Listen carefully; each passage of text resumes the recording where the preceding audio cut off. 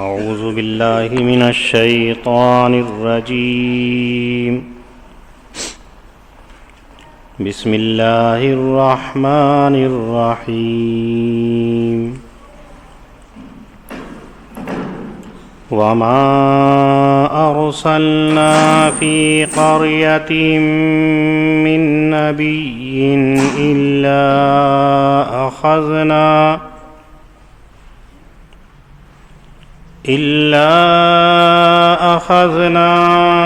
أهلها بالبأساء والضراء لعلهم يضرعون.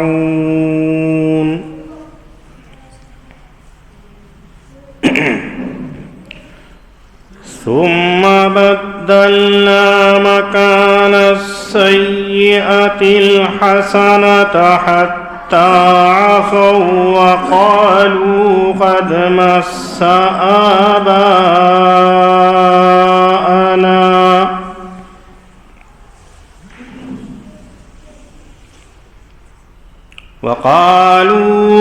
مس آباءنا الضراء والسراء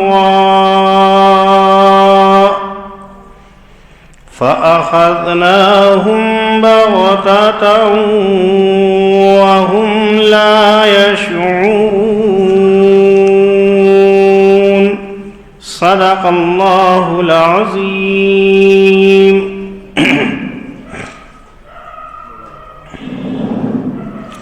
حضرات انبیاء علیہم الصلاۃ والسلام کے واقعات کو قرآن کریم میں ذکر کیا جا رہا ہے. اب تک 5 انبیاءوں کے واقعات کو ذکر کیا اور ان کی قوم کے ساتھ میں کیا معاملہ ہوا اس کو بھی ذکر کیا. یہ ذہن نشیں رہنا چاہیے کہ قرآن مقدس جو کتاب ہے یہ ہدایت کے لیے ہے، رہبری کے لیے ہے، لوگوں کے واقعات اور قصے کہانی سنانے کے لیے نہیں ہے. یہی وجہ ہے کہ جہاں جہاں قرآن کریم نے حضرات انبیاء علیہم الصلاۃ والتسلیم کے واقعات کو ذکر کیا تو اتنا ہی حصہ ذکر کیا جتنا مفید تھا، جتنا نافع تھا اس وقت کے اعتبار سے. مختلف انبیاءوں کے واقعات کو الگ الگ بھی ذکر کیا تو چونکہ منشا امت محمدیہ کو عبرت اور نصیحت ہے کہ تم سے پیش رو جو انبیاء آئیں ان کی قوم نے ان کے ساتھ کیا معاملہ کیا، نافرمانی اور سرکشی کی تو ان کو کیسے کیسے عذاب نے آن گھیرا، کیسے کیسے ان کو دنیا کے اندر سے نیست و نابود اور ہلاک کر دیا. یہی مقصد ہوتا ہے. ان آیات کریمہ کے اندر بھی اللہ رب العزت 5 واقعات کا نچوڑ اور خلاصہ ذکر کر رہے ہیں کہ آپ کے سامنے اب تک 5 انبیاءوں کے جو واقعات آئے ہیں، ان کی قوموں کا جو انجام آیا ہے، اس سے آپ کے لیے کیا عبرت ہے، کیا نصیحت ہے. محمد صلی اللہ علیہ وسلم کے امتیوں کو اس سے کیا سمجھنا ہے اور اس سے کیا عبرت حاصل کرنی ہے، وہ ان آیات کے اندر اللہ رب العزت ذکر فرما رہے ہیں. اللہ رب العزت کی یہ سنت رہی ہے کہ جب جب قوم نافرمان ہوتی ہے، مخلوق خدا معصیت اور گمراہی کا شکار ہو جاتی ہے، صراط مستقیم سے بھٹک کر کے ضلالت و گمراہی کے قعر میں جا پڑتی ہے، تو اس وقت کے اندر اللہ کی رحمت کو جوش آتا ہے ان کی رہنمائی کے لیے، رہبری کے لیے حضرات انبیاء علیہم الصلاۃ والسلام کو دنیا کے اندر بھیجتے ہیں، اور پھر ان لوگوں کی رہنمائی انبیاءوں کے ذریعے سے کراتے ہیں۔ تو امت جب انبیاءوں کی بات کا انکار کر دیتی ہے، اپنی گمراہی کے راستے سے ہٹتی نہیں ہے، صراط مستقیم کی طرف چلتی نہیں ہے، جو دعوت انبیاء لے کر کے آئے ہیں، جس راستے کی طرف انبیاء ان کو بلاتے ہیں، اگر وہ اس طرف نہیں آتے ہیں تو پھر اللہ تعالیٰ ان کو دو اور طریقوں سے آزماتے ہیں، ان کو دو طریقوں سے نصیحت کرتے ہیں، ان لوگوں کو دو مراحل سے گزارتے ہیں تاکہ وہ اس سے سمجھ جائیں کہ راہ مستقیم، راہ نجات کون سی راہ ہے۔ انبیاء جو لے کر کے آئے ہیں وہی دین صحیح ہے یا اس کے علاوہ دوسرا ہے، یہ کام اللہ رب العزت کرتے ہیں، جو پہلی آیت کریمہ کے اندر اللہ تعالی ذکر فرما رہے ہیں کہ ہم نے کوئی بستی ایسی نہیں ہے کہ جس کے اندر نبی کو نہ بھیجا ہو، لیکن جب جب نبی کا انکار کیا تو ہم نے اس بستی کو سختی کے لیے، اس بستی والوں کو تکلیف کے اندر جکڑ لیا، پکڑ لیا، اور مقصد ہوتا ہے کہ وہ ہمارے سامنے گر گڑائے۔ اللہ رب العزت پہلے نمبر پر لوگوں کو مصیبت کے اندر، تکلیف کے اندر آزماتے ہیں۔ انسانی فطرت ہے کہ جب تک وہ راحت و آرائش کے اندر ہوتا ہے، سکون و اطمینان کے ساتھ میں ہوتا ہے، فرحت و مسرت کے ساتھ میں ہوتا ہے، اللہ کو بھولے ہوئے ہوتا ہے۔ اور جہاں اس کو کوئی بیماری آن پکڑتی ہے، کسی مصیبت میں گرفتار ہو جاتا ہے، کسی رنج و غم تکلیف کا شکار ہو جاتا ہے، تو اللہ اللہ اللہ اسے یاد آنے لگتا ہے۔ انسانی فطرت ہے کہ مایوسی کے اندر، تکلیف کے اندر، پریشانی کے اندر اللہ کو یاد کرتا ہے۔ تو اللہ کہہ رہے ہیں اخذنا اہلہا بالبأساء۔ بأسا کے معنی آتے ہیں فقر و فاقہ کے، تنگ دستی کے، والضراء، اور ذرہ کے معنی آتے ہیں مصیبت کے، بیماری کے، مرض کے۔ تو اللہ پہلے مرحلے کے اندر ان کے اندر فقر و فاقہ کو ڈال دیتے ہیں، کاروبار کے اندر پریشانی کو ڈال دیتے ہیں، اور اسی کے ساتھ ساتھ ان کو صحت، طاقت، تمام چیزوں سے پھر ان کو محروم کر دیتے ہیں۔ کیوں؟ جب کھانے کے لیے نہیں ہوگا، ضروریات کے لیے چیزیں نہیں ہوں گی تو اللہ کو یاد کرے گا۔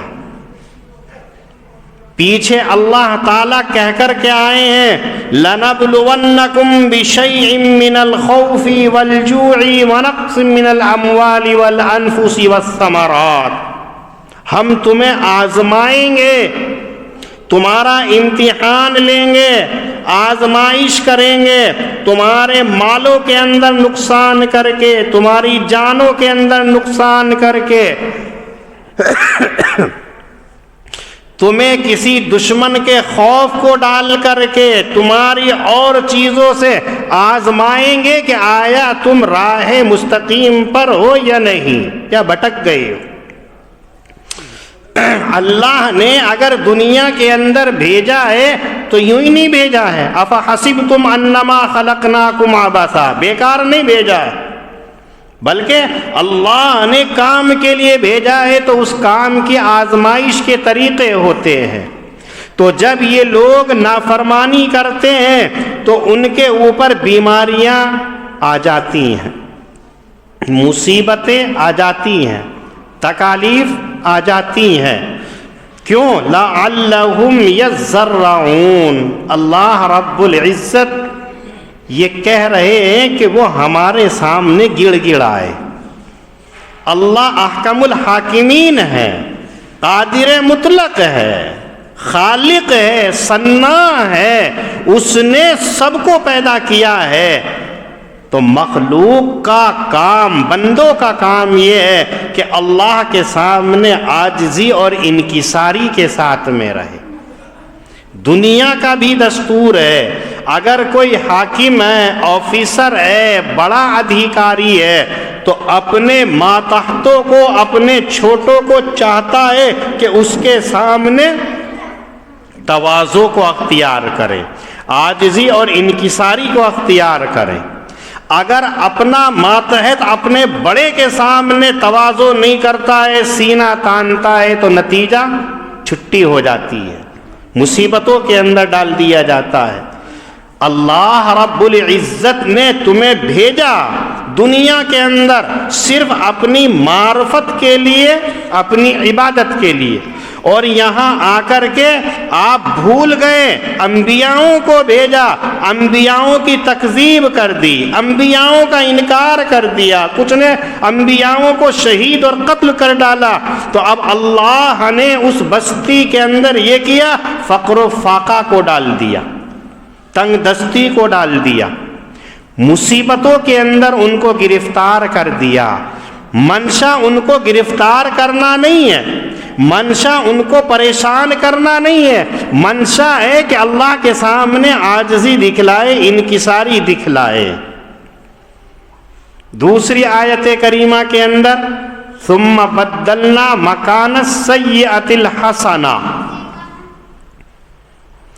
جب یہ دیکھا اللہ رب العزت نے بیماری کی حالت میں بھی ہمیں نہیں پکار رہے ہیں، جب کسی کی شرکسی حد سے زیادہ بڑھ جاتی ہے تو کسی چیز کی پرواہ نہیں کرتا ہے، وہ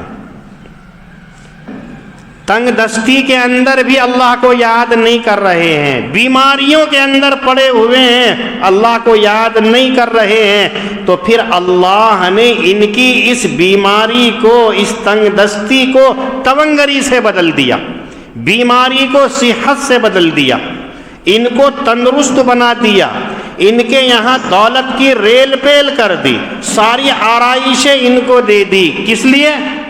تاکہ یہ اللہ کا شکر کریں کہ دیکھو ہم بیمار تھے، مصیبت میں تھے، پیسہ ہمارے پاس نہیں تھا، دولت ہمارے پاس نہیں تھی، اب ہمارے پاس دولت بھی آ گئی ہے، مال بھی آ گیا ہے، پیسہ بھی آ گیا ہے اور صحت بھی ہو گئی ہے، تو ہم اللہ کا شکریہ ادا کریں، اس لیے کہ اللہ کا یہاں دستور ہے کہ کوئی اگر اللہ کا شکر ادا کرتا ہے تو اللہ کو یہ ادا بہت پسند آتی ہے اور اس میں اضافہ کرتے ہیں۔ قرآن کریم میں اللہ نے اس کا اعلان بھی کیا ہے، لَإِن شَكَرْتُمْ لَأَزِيدَنَّكُمْ، تم میری نعمتوں کا شکریہ ادا کرو، میری نعمتوں کی قدر کرو تو میں تمہاری نعمتوں کے اندر، تمہارے شکریہ کے بدلے کے اندر اپنی نعمتوں میں اضافہ کرتا چلا جاؤں گا میں۔ وَلَئِن كَفَرْتُمْ إِنَّ عَذَابِي لَشَدِيدٌ، اور اگر تم ناشکری کرو گے تو پھر پکڑ بھی بہت سخت ہے، پھر ایسی صورت کے اندر تم بچ نہیں پاؤ گے۔ تو اللہ نے دوسرا طریقہ ان کو سمجھانے کا پہلی حالت کے برعکس کیا، دولت بھی دے دی، عزت بھی دے دی، مال بھی دے دیا، صحت بھی دے دی، تندرستی بھی دے دی، لیکن ہوا کیا؟ حتی عفو، یہاں تک کہ یہ بڑھتے چلے گئے، ترقی کرتے چلے گئے، مال و دولت آیا، صحت و تندرستی آئی، تو بجائے اللہ کا شکر ادا کرنے کے یوں کہنے لگے مَسَّ آبَاءَنَا الضَّرَّاءُ وَالسَّرَّاءُ۔ تو وقت کی بات ہے، ہمارے آباء و اجداد کا بھی حال یہ رہا، کبھی پریشانی، کبھی آسانی، کبھی بیماری، کبھی تندرستی۔ تو یہ جو اب ہمارے سامنے آ رہی ہے، بیماری آ رہی ہے، پریشانی آ رہی ہے، فقر و فاقہ آ رہا ہے، تنگ دستی آ رہی ہے، اس کے بعد میں مال آ رہا ہے، دولت آ رہی ہے، عزت آ رہی ہے، طاقت آ رہی ہے، صحت آ رہی ہے، کوئی اچھے اور برے عمل کے بدلے کے اندر نہیں آ رہی ہے۔ آج ہم ڈراتے ہیں، ہم کہتے ہیں بیماری ہے، اللہ سے مانگو، اللہ اس بیماری کو بدل دیں گے، تندرستی دے دیں گے۔ تمہارے پاس کھانے کے لیے نہیں ہے، اللہ کا شکر ادا کرو، اللہ سے مانگو تو اللہ تعالیٰ دولت دے دے گا۔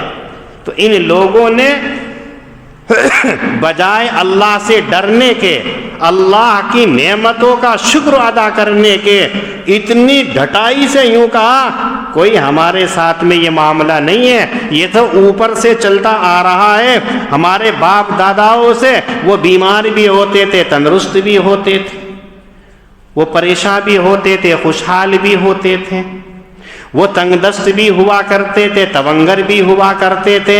کوئی کمال کی بات نہیں ہے، کوئی عمل اور بے عملی کا کوئی نتیجہ نہیں ہے۔ جبکہ آپ جانیے حدیث کے اندر ہے، اگر کوئی آدمی زنا کرتا ہے تو اللہ تعالیٰ اس کے رزق کو کم کرتے چلے جاتے ہیں۔ اگر کوئی قوم زکوٰۃ دینا بند کر دیتی ہے تو اللہ تعالیٰ آسمان سے بارشوں کو روک دیتے ہیں۔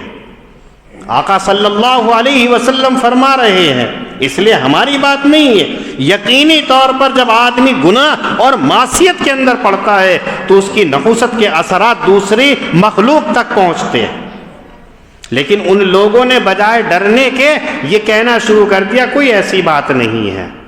فَأَخَذْنَاهُمْ بَغْتَةً وَهُمْ لَا يَشْعُرُونَ، اللہ رب العزت فرما رہے ہیں وہ اسی حال کے اندر مست رہے، اچانک ہمارے عذاب نے ان کو پکڑ لیا، ان کو خبر تک بھی نہیں ہوئی، ان کو پتہ بھی نہیں چلا۔ وَلَوْ أَنَّ أَهْلَ الْقُرَىٰ آمَنُوا وَاتَّقَوْا لَفَتَحْنَا عَلَيْهِمْ بَرَكَاتٍ مِّنَ السَّمَاءِ وَالْأَرْضِ۔ اس آیت کریمہ کے اندر اللہ تعالیٰ یہ بتلا رہے ہیں کہ اگر وہ بستی والے ایمان لے آتے، وہ بستی والے اگر ہم سے ڈرنے لگتے تو پھر ہم ان کے اوپر آسمان اور زمین کی نعمتوں کے دہانے کھول دیتے، ہم اتنی نعمتیں ان کے اوپر برساتے کہ ان کے وہم و گمان میں بھی نہیں ہو سکتا تھا۔ لیکن انہوں نے ایسا نہیں کیا، انہوں نے تکذیب کی، انہوں نے انکار کر دیا، تو پھر ہم نے ان کی بدعملیوں کی وجہ سے، ان کے کرتوتوں کی وجہ سے پکڑ لیا، عذاب میں گرفتار کر دیا۔ اس آیت کریمہ کے اندر دو باتیں ہیں جو ہمیں یاد رکھنی ہے۔ ایک تو یہ کہ ہر آدمی یہ کہتا ہے کہ آج کاروبار میں برکت نہیں ہو رہی ہے، چھوٹے لیول کا ہو یا بڑے لیول کا ہو، آپ جس سے معلوم کرو کام کیسا چل رہا، بس دال روٹی کھا رہا ہے، چاہے دال کھائے ہوئے سالوں گزر گئے ہوں، لیکن کہے گا وہ کہ دال روٹی کھا رہے ہیں۔ اور جس کا کام نہیں چل رہا ہے تو وہ کیا کہتا، کچھ ہے ہی نہیں ہے۔ کام چل رہا ہے، برکت نہیں ہو رہی ہے۔ آج برکت کے لیے ہم سوچتے ہیں، برکتوں کے لیے ہم یہ سمجھتے ہیں کہ برکت کا کون سا طریقہ ہے، کون سا فارمولہ ہے۔ ہم برکت کے لیے سہارا لیتے ہیں تعویذ گنڈے والوں کا۔ اگر کام میں برکت نہیں ہوگی تو سیدھے فجر کی نماز پڑھ کے حافظ شاکر کے پاس چپکے سے بیٹھ جائیں گے، جیسے پتہ نہیں کتنے بڑے ان کے مرید ہوں، کتنا بڑا وظیفہ اب یہ بتانے والے ہوں کہ اسے پڑھتوں کے ساتھ اس کو معراج نصیب ہو جائے گی۔ اور یہ بھی پھولے نہیں سمائیں گے کہ میرے پاس میں آیا ہے، وہ کان میں چپکے سے کہتا ہے کام میں برکت نہیں ہو رہی، تعویذ دے دو۔ یہ بھی بیچارے کیا کہیں گے، اگر جھڑکتے ہیں تو ان کا مخالف ہو جائے گا۔ پھر ان کے ذہن میں آتا ہے کہ برکتی تو ہونی ہے، چاہے اس کے کام میں برکت ہو یا میرے کام میں برکت ہو۔ وہ بھی کان میں چپکے سے کہتے ہیں 131 روپے دینے ہیں، ایک دم سے نکال کر کے دے دے گا۔ آپ اگر جا کر کے کہو کہ مسجد کے لیے 100 روپے دے دو تو منع کر دے گا۔ لیکن اس کام کے لیے فٹاک سے نکال کے دے دے گا اور یوں کہے گا ایک دفعہ گھر تشریف لے آئیے. کہنے لگے ٹھیک ہے جی میں آ جاؤں گا, گھر کو دیکھ لوں گا. تو کیا کہے گا, دعوت بھی کھا لینا. پھر دعوت بھی کھائے گا, 131 بھی دے دیے, چلتے ٹائم پھر نذرانہ بھی اتنے سارے, برکت خود بخود ان کی جیب میں آ کے وہ وہیں کا وہیں ہے. آج ہمارے ایمان کا حال یہی ہے. مذاق لگے گی یہ بات, لیکن سچائی یہی ہے کہ ہمارے کام میں برکت نہیں ہو رہی ہے, ہمارا کام نہیں چل رہا ہے, ہمارے کام کے اندر ترقی نہیں ہو رہی ہے, تو ہم اس کے عناصر کو نہیں دیکھتے ہیں. ہم یہ نہیں دیکھتے ہیں کہ برکت کس وجہ سے ختم ہو رہی ہے, برکت کیوں نہیں آ رہی ہے, ہمارے کام کے اندر بے برکتی کیوں ہے. ہم سے پہلے ہمارے اکابرین گزرے ہیں, حضرات صحابہ تابعین گزرے ہیں, ان کے کاروبار کو دیکھو کیا تھا. لیکن کوئی یوں نہیں کہتا ہے, نہ تاریخ کے اندر آپ کو ملے گا کہ کوئی صحابی کاروبار سے پریشان ہے. ہاں ایک روایت میں آتا ہے کہ ایک شخص نے آ کر کے نبی کریم صلی اللہ علیہ وسلم کے سامنے دست سوال دراز کیا. آپ کو اس کا ہاتھ پھیلانا مانگنا پسند نہیں آیا, تو آپ نے پوچھا کوئی چیز ہے گھر کے اندر؟ تو وہ کہنے لگا بس 2 ہی چیز ہے, ایک کملیا ہے, اس کو اوڑھ بھی لیتا ہے اور بچھا بھی لیتے ہیں ہم گھر والے, اور ایک پیالی ہے, اس میں ہم پانی بھی پی لیتے ہیں اور کھانے کے وقت میں سالن بھی اتار لیتے ہیں. بس 2 چیزیں ہیں. آپ نے کہا وہ دونوں چیز لے کر کے آؤ. وہ سمجھے کہ شاید تحقیق کے لیے, معلوم کرنے کے لیے منگا رہے ہیں. وہ گیا, لا کر کے نبی کریم صلی اللہ علیہ وسلم کی خدمت کے اندر پیش کر دی. آپ نے دونوں کو اٹھایا, کملیا کو بھی, کمبل کو بھی اور پیالی کو بھی, اور یوں کہا کہ بتاؤ اس کو کون خریدتا ہے. بس یہ آواز نکلنی تھی اور اس کا خون خشک. یہی 2 چیز تھی, ان کو بھی بیچ دیا. ایک صحابی کہتے ہیں یا رسول اللہ 1 درہم میں میں خریدتا ہوں. پھر آواز لگائی کون اس کو خریدتا ہے؟ تو صحابی وہی کہتے ہیں 2 درہم میں میں خریدتا ہوں. پھر آواز لگائی تو 2 کی آواز, تو آپ نے وہ دونوں چیزیں 2 درہم کے اندر اس کو فروخت کر دی. اور جس نے سوال کیا تھا اس کو بلایا اور یہ کہا 1 درہم لو اور اس کا راشن لے کر کے گھر والوں کو دے دو, اور یہ 1 درہم لو اور مدینے کے بازار کے اندر جاؤ, وہاں پر کڑہالی ملے گی, اسے خرید کر کے لاؤ. وہ دونوں کام کرنے کے لیے گیا, اور ایک صحابی سے آپ نے کہا کہ ایک ڈنڈا لے کر کے آؤ جو کلہاڑی کے اندر ڈالا جاتا ہے. منگوایا اور آپ نے اس کے اندر وہ دستہ ڈالا اور اس سے یہ کہا کہ اس کو لے کے مدینے کے فلاں جنگل کے اندر جاؤ اور 15 دن تک وہاں سے لکڑیاں کاٹ کر کے لاؤ اور مدینے کے بازار کے اندر بیچو, اور یاد رکھنا 15 دن سے پہلے میں تجھے مدینے میں نہ دیکھوں اپنے پاس. یہ شخص لے کر کے گیا, 15 دن کے بعد میں لوٹ کر کے آتا ہے تو لا کر کے 10 درہم نبی کریم صلی اللہ علیہ وسلم کی خدمت میں پیش کرتا ہے کہ یا رسول اللہ میں نے یہ 10 درہم کمائے. تو آپ یہ کہتے ہیں اس سے کہ ہاتھ پھیلانا بہتر ہے یا قوت بازو سے کما کر کے 10 روپے کمانا یہ بہتر ہے؟ یہ دیکھو یہ اچھی چیز ہے. تو کوئی صحابی ایسا نہیں ہے کہ جو کاروبار سے پریشان نظر آتا ہو, ان کے کاروبار میں برکتیں ہوتی تھی. آج اگر یہ نسخہ بتا دے کہ برکت نہیں ہو رہی ہے, تمہارے پاس 2 گاڑی ہیں, ایک بیچ دو. اچھی میں کیسے بیچ دوں, ایک تو لونڈا لے جاوے, میں کیا کروں گا؟ اللہ کے نبی صلی اللہ علیہ وسلم کو دیکھیے وہ کیا کر رہے ہیں. اگر کہتے 2 چادریں ہیں, ایک چادر تم بیچ دو اور اس سے سامان لے آؤ. اچھی میں نے اگر اوڑھ رکھی ہے تو بی بی کیا اوڑھے گی, وہ تو مجھے نکال کے گھر سے باہر کر دے گی. کیوں؟ اس لیے کہ ہماری سوچ بدل گئی ہے. ہم نے اللہ کی طرف سے دھیان ہٹا لیا, شریعت کو ہم نے اپنی زندگی سے نکال دیا ہے.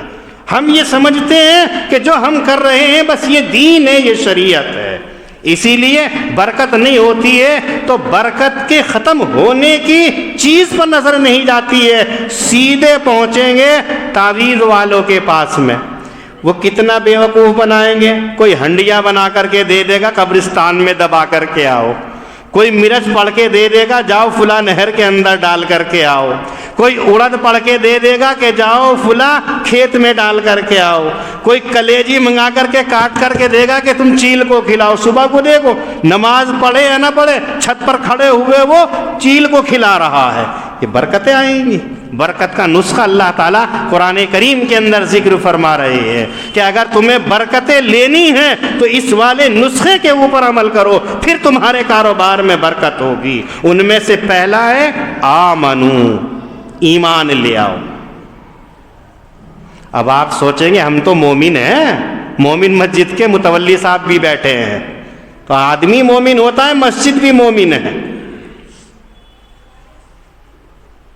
ایمان کا مطلب ہے کہ اپنی تمام خواہشات، تمام مرضیات، تمام تمنائیں نبی اکرم صلی اللہ علیہ وسلم کے لائے ہوئے دین کے تابع کر لی جائے۔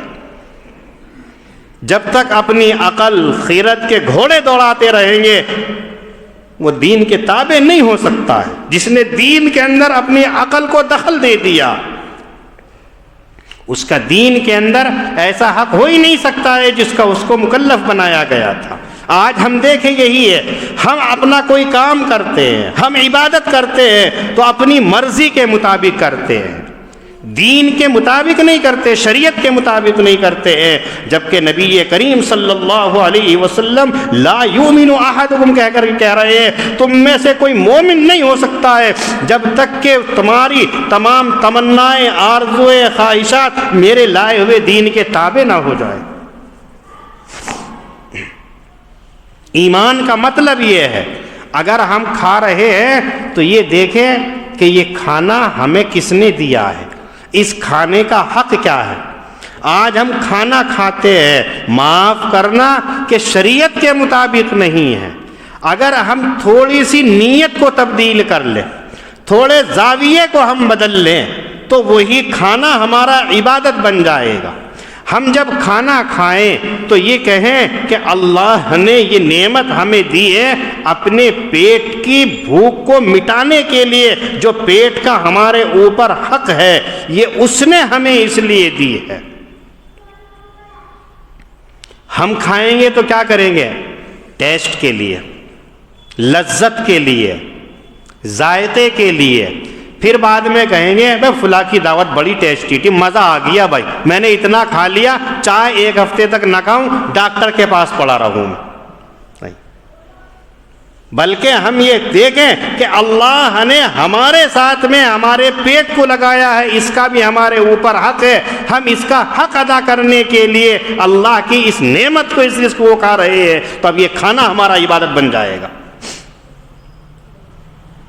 اسی طریقے سے ہم سو رہے ہیں تو سوتے کس لیے ہیں؟ بھئی مجھے اٹھانا مت، تھکا ہوا ہوں، بڑے مستی کے ساتھ میں نیند آئی ہے، کچھ نہیں ہوگا چاہے فجر غائب ہو جائے۔ ہم سوئیں تو یہ سوچ لیں تھوڑا سا کہ اللہ کے نبی صلی اللہ علیہ وسلم بتا کر کے گئے ہیں تمہاری آنکھوں کا تمہارے اوپر حق ہے، اور وہ حق یہ ہے جب اس کو آرام کا تقاضا ہو تو فوراً آرام کر لیں، جب اس سے نظر ہو تو حلال چیزوں پر نظر ڈالنی چاہیے، حرام آ جائے تو فوراً روک لینی چاہیے۔ یہی عبادت۔ بچے سے محبت ہوتی ہے، اپنی اولاد سے محبت ہوتی ہے، لیکن ہم محبت کرتے ہیں یہ میرا لڑکا ہے، یہ میری لڑکی، یہ میری اولاد ہے، میرا لاڈ ہے اس کے ساتھ میں، اس کو بدل لو۔ بس یہ سوچو کہ نبی اکرم صلی اللہ علیہ وسلم کو حضرت حسن، حضرت حسین سے محبت تھی، انہی کی وجہ سے میں بھی اپنے بچوں سے محبت کرتا ہوں، تو یہی عبادت بن جائے گی۔ بیوی ہے، کتنی محبت، بے انتہا محبت ہم کرتے ہیں، ساری چیزیں ہیں، لیکن اگر ہم تھوڑا سا یہ سوچ لیں کہ نبی اکرم صلی اللہ علیہ وسلم نے فرمایا کہ سب سے بہترین انسان وہ ہے کہ جس کا معاملہ اپنی بیوی کے ساتھ میں اچھا ہوتا ہے، جس کی معاشرت اپنی اہلیہ کے ساتھ میں اچھی ہوتی ہے، اس لیے میں اس کے ساتھ میں حسن سلوک کے ساتھ میں پیش آتا ہوں، اچھا برتاؤ کرتا ہوں، تو یہی بیوی سے محبت اور تعلق عبادت بن جائے گا۔ لیکن ہم کبھی سوچتے نہیں ہیں، ہمارے ذہن میں نہیں آتی ہے یہ بات۔ اور اگر کوئی کہتا ہے ارے اس ٹائم پہ سوچیں گے ہمارا موڈ تو کیسا ہے، تم نے رنگ میں بھنگ ڈال دیا ہے، نہیں، ہمیں اپنے کو بدلنا پڑے گا، ہمیں اپنے آپ کو دین کے سانچے میں ڈھالنا پڑے گا، ہمیں اپنے آپ کو ایمان کے سانچے میں لانا پڑے گا، تب جا کر کے ہوگا۔ خالی لا الہ الا اللہ، لا الہ الا اللہ، لا الہ الا اللہ نعرہ لگانے سے ہم مومن نہیں ہو سکتے۔ آمنو کا مطلب یہ ہے کہ ایمان لانے کے بعد میں اب اپنی تمام چیزیں دین کے تابع بنا لیں۔ جب آپ کسی کے یہاں کام کرنے جاتے ہیں، آپ دیکھو جو بیلدار ہوتا ہے، مزدور ہوتا ہے، صبح 9 بجے سے لے کے شام 5 بجے تک وہ آپ کے یہاں پر نوکری کرتا ہے 450 روپے کو دانش میاں اتنے لے کر کے وہ چلا جاتا ہے۔ 450 روپے میں آپ نے اس کے 8 گھنٹے کو خریدا ہے، اس میں 1 گھنٹہ دوپہر کے کھانے کا نکال دیا تو 7 گھنٹے ہیں۔ اب اس 7 گھنٹے کے اندر آپ نے اس کے اوپر وہ حکمرانی کی کہ اپنی مرضی سے نہ وہ کھا سکتا ہے، نہ بیڑی پی سکتا ہے، نہ آرام کر سکتا ہے، نہ لیٹ سکتا ہے، نہ جا سکتا ہے، اس لیے کہ آپ نے اس کو خرید لیا۔ اگر وہ اپنی مرضی سے کچھ کام کرتا ہے تو آپ اس کو بھگا دیتے ہیں، آپ اس کو اپنے گھر سے نکال دیتے ہیں، اس کے کام کے پیسوں کو کاٹ لیتے ہیں۔ تو آپ سوچئے احکم الحاکمین، جب ہم نے اس کی بات کو مان لیا، ہم ایمان کے اندر داخل ہو گئے اور اللہ نے ہماری جانوں کو، ہمارے مالوں کو جنت کے بدلے کے اندر خرید لیا ہے، تو اللہ یہ کیسے پسند کرے گا کہ تم بنو تو اللہ کے اور کام اپنی مرضی کے کرو؟ کیسے ہو سکتا ہے؟ جیسے وہ مزدور اور بیلدار اپنی مرضی سے اگر کام کرنا چاہتا ہے تو آپ اس کو پسند نہیں فرماتے، بلکہ اس کو بھگا دیتے ہیں، اپنی مرضی سے کام کراتے ہیں، جبکہ آپ کی اس کے اوپر ملکیت تامہ نہیں ہوتی ہے، ناقصہ ہوتی ہے، وقتی طور پر وہ آپ کا نوکر بنا ہوا ہے۔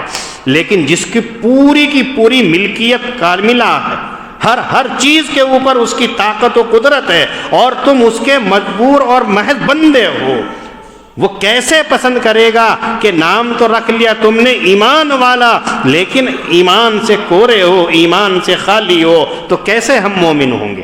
پہلے نمبر پر ہے اگر برکتیں چاہتے ہو تو ایمان لے آؤ، اور دوسرا واتقوا، اللہ کا خوف پیدا کر لو، اپنے دل کے اندر تقوی پیدا کر لو۔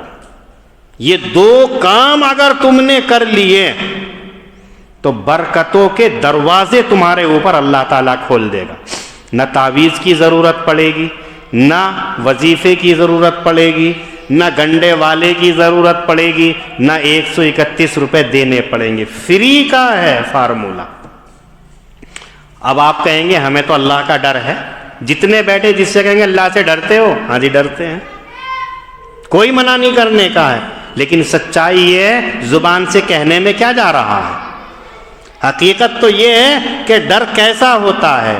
ایک عارف بزرگ اسے معلوم کیا تھا، ایک صاحب نے یہ کہا کہ حضرت مجھے کوئی نصیحت کر دیجئے تاکہ میں نیک بن جاؤں اور تاکہ میں عبادت میں لگ جاؤں، اچھا انسان بن جاؤں۔ تو ان عارف بزرگ نے یہ کہا کہ تم اللہ سے اتنا ڈرا کرو جتنا کہ اپنے باپ سے ڈرتے ہو۔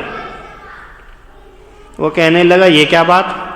کہاں میرا باپ گناہ گار اور کہاں اللہ کی ذات بے عیب، تو اللہ کا ڈر میرے باپ کے ڈر سے کیا نسبت ہے؟ میرا باپ کا تو کوئی اس کے بارے میں سوچ بھی نہیں سکتا ہے، وہ گنہگار ہے، عاصی ہے، نافرمان ہے۔ یہ کیا بات کر دی حضرت آپ نے؟ کہا کوئی اور نصیحت کیجئے۔ تو ان بزرگ نے یہ کہا تم سمجھے نہیں، تم اگر اللہ سے صرف اتنا ڈرنے والے بن جاؤ جتنا کہ تم اپنے باپ سے ڈرتے ہو تو تم نیک انسان بن جاؤ گے۔ پھر کہا کہ دیکھو تم کسی لڑکی کو چھیڑ رہے ہو، کھڑے ہوئے ہو، کوئی بچہ آ کر کے آپ کے کان میں کہہ رہے تمہارے ابو جی آ رہے ہیں، تو ایسے شریف بن کے نکل جائیں گے جیسا کہ کبھی گناہ کیا ہی نہیں ہے. ہوتا نہیں ایسے ہوتا ہے. تنہائی میں اگر لڑکی مل جائے تو آنکھیں بند نہیں کرنے کے کھلی کی کھلی رہیں گی. بہت آسان ہے جلوت میں معاذ اللہ کہہ دینا, بہت مشکل ہے خلوت میں سیاہ بھنگن سے بچ جانا. بیکار ہو آدمی اسی کے پیچھے پڑ جاتا. تو جب یہ معلوم ہوا کہ باپ آ رہا ہے تو آپ اس لڑکی کو چھیڑیں گے کہ بالکل نہیں. اچھا سوچو, آپ شراب پیتے ہیں, شراب پی رہے ہیں, کوئی بچہ آ کر کے کہتا ہے کہ تمہارے ابو جان آ رہے ہیں, شراب پیئیں گے؟ بڑے بڑے شرابی باپ کو دیکھ کر کے بوتلیں پھینک دیتے ہیں. گناہ کا کام کر رہے ہیں, باپ کا نام سنتے کہ ادھر سے گزر رہا ہے تو ایک دم سرنڈر کر دیتے ہیں, ایسے کھڑے ہو جاتے ہیں کہ فرشتے بھی اس کے اوپر عش عش کرنے لگتے ہیں. اتنے نیک شریف بھولے بن جاتے ہیں کہ تردامنی پہ شیخ ہماری نہ جائیو, دامن نچوڑ دیں تو فرشتے وضو کرے. اتنے پاکیزہ ہم بن جاتے ہیں, اتنے مقدس ہم بن جاتے ہیں اپنی باپ کی نظروں کے اندر. تو اب وہ کہتے ہیں کہ اپنے باپ سے تم اتنا ڈر رہے ہو, وہ رب 24 گھنٹے تمہیں دیکھ رہا ہے, بچ کے کہاں جاؤ گے تم؟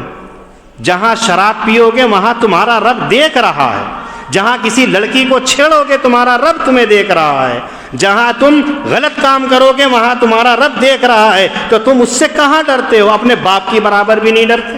اگر اتنا ہی ڈرنے لگو جتنا اپنے باپ سے ہے کہ باپ کے سامنے گناہ نہیں کرتے, ایسے رب کے سامنے گناہ نہیں کریں گے تو تم نیک بن جاؤ گے. معلوم ہوا کہ ابھی تمہارے دل کے اندر تقویٰ نہیں ہے. کہنے کو تو کہہ دیں گے ہمارے دل کے اندر تقویٰ ہے, ہم ڈرتے ہیں. اسی واسطے نبی کریم صلی اللہ علیہ وسلم نے کہا تھا تقویٰ اختیار کرو. تو صحابہ نے پوچھا تھا تقویٰ کیا چیز ہوتا ہے؟ تو آپ نے 3 مرتبہ اشارہ کر کے کہا تھا التقویٰ ہا ہنا, التقویٰ ہا ہنا, التقویٰ ہا ہنا, کہ تقویٰ دل کے اندر ہوتا ہے, زبان پر نہیں ہوتا.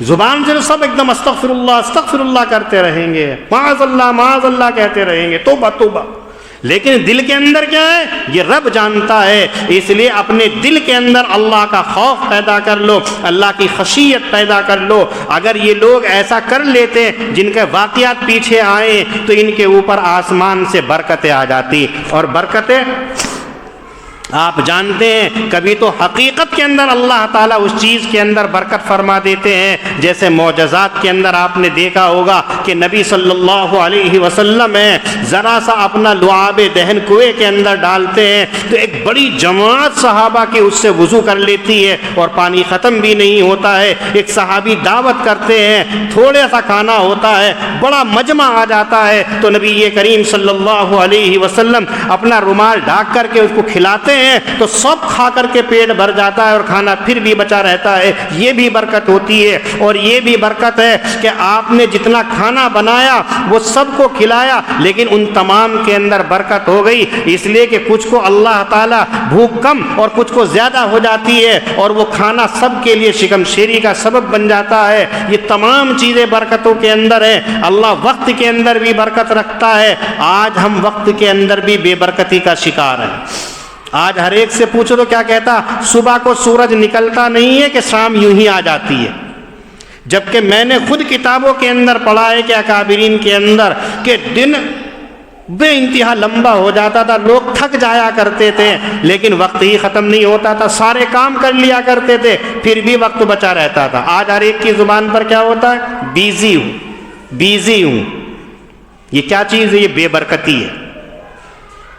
اگر برکت آ جائے تو آپ ہر کام کر سکتے ہو اور ساری ضرورت کو پورا کر سکتے ہو اور وقت پھر بھی بچا رہے گا. لیکن آج ہمارے وقتوں کے اندر سے بھی برکت ختم ہو گئی, دولت کے اندر سے بھی برکت ختم ہو گئی, اولادوں کے اندر سے بھی برکت ختم ہو گئی, ہمارے جسم کے اندر سے بھی طاقت ختم ہو گئی, برکتیں ختم ہو گئیں. وجہ کیا ہے؟